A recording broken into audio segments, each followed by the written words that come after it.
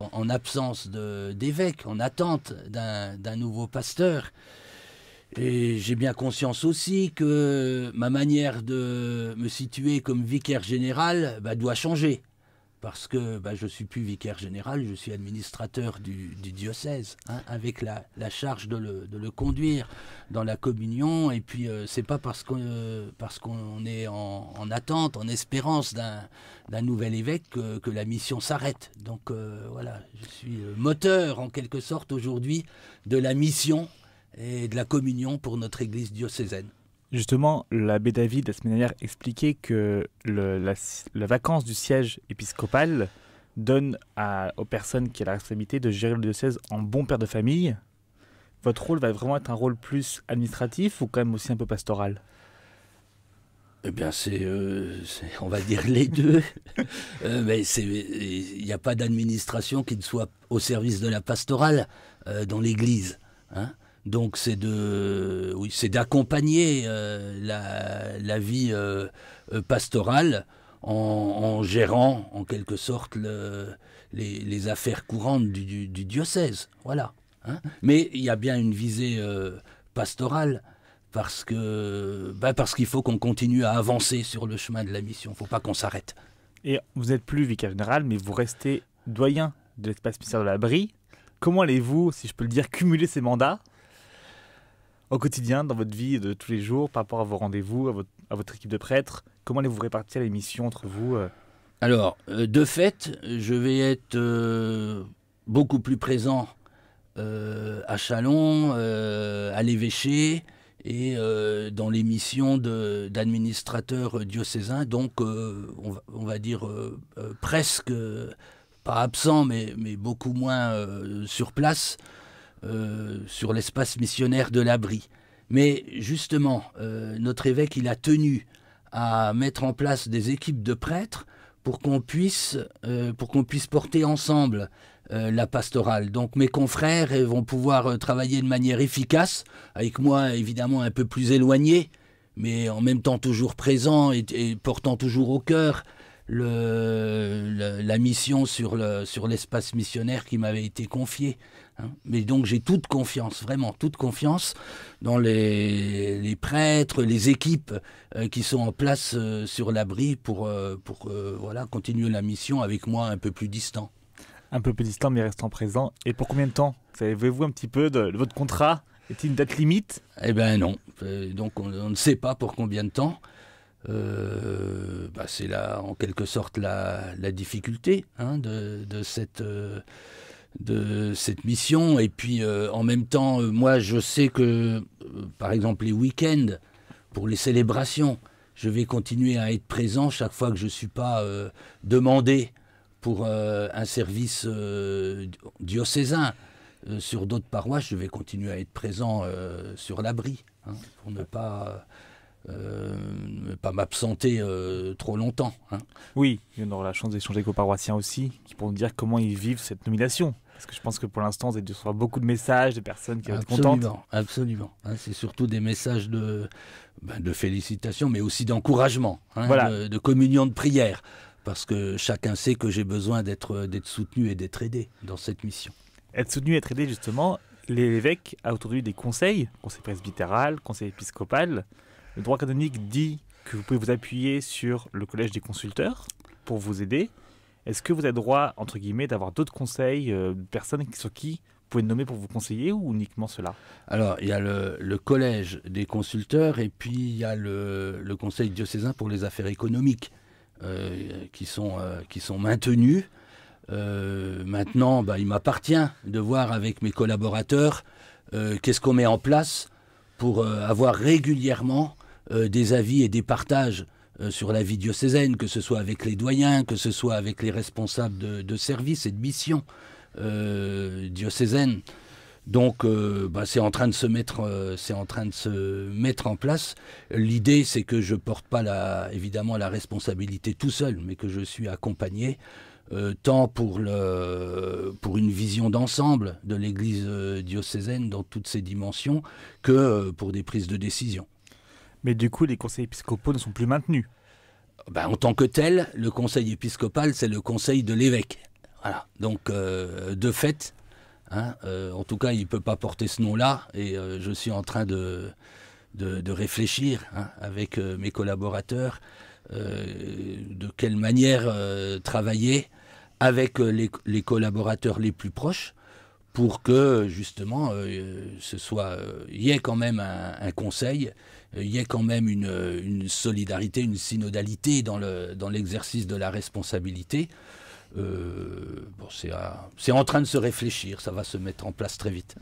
Père Denis, on va revenir un peu sur vous et votre parcours.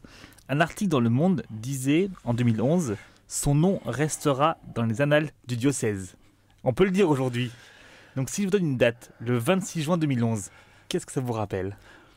Ça me rappelle la date de mon ordination presbytérale à la cathédrale de Châlons.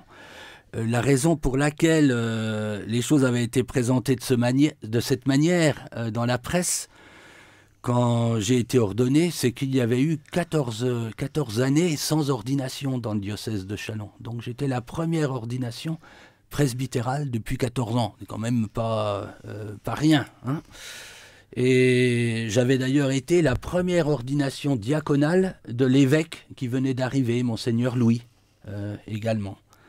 Qui vous a ordonné prêtre aussi. Et ben voilà, qui m'a ordonné prêtre avant d'ordonner 3 autres prêtres. Donc j'ai entamé une série de quelques ordinations. Et justement, parlez-nous un peu de votre parcours. Vous avez été prof de musique, vous êtes diacre permanent. Vous avez un peu plusieurs vies, si on peut dire. Alors, plusieurs vies, je ne sais pas, mais en tout cas, un parcours un peu singulier, c'est vrai.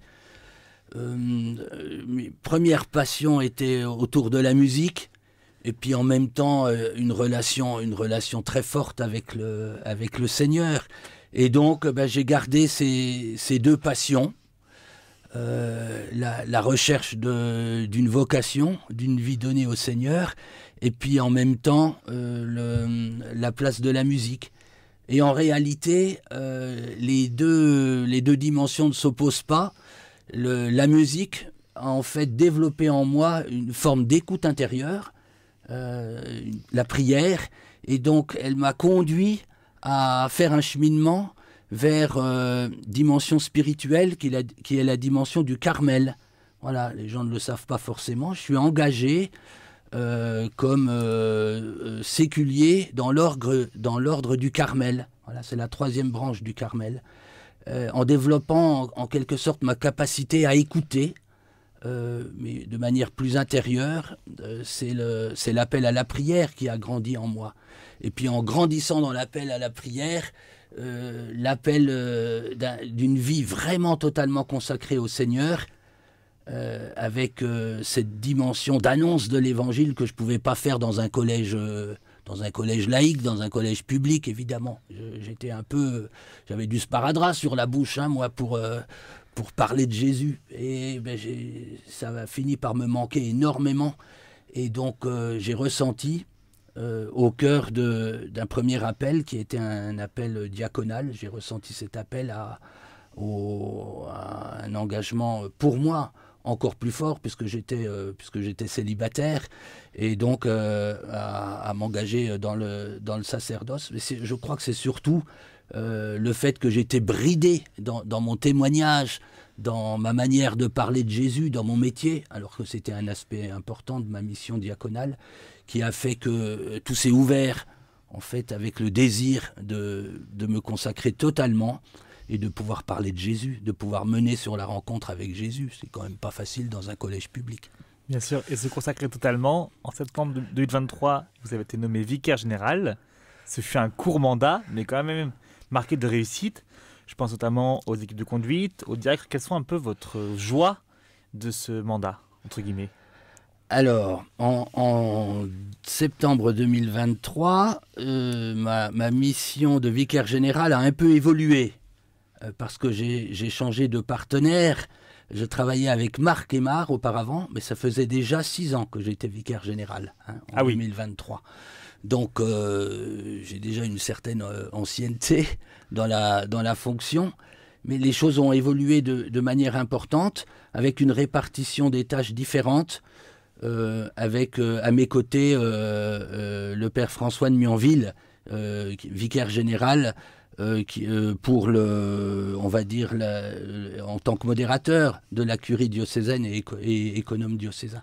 Voilà, donc en fait ça a évolué, mais j'étais déjà vicaire général depuis. Et vous depuis occupez quelques principalement temps. de la partie, on peut dire, pastorale.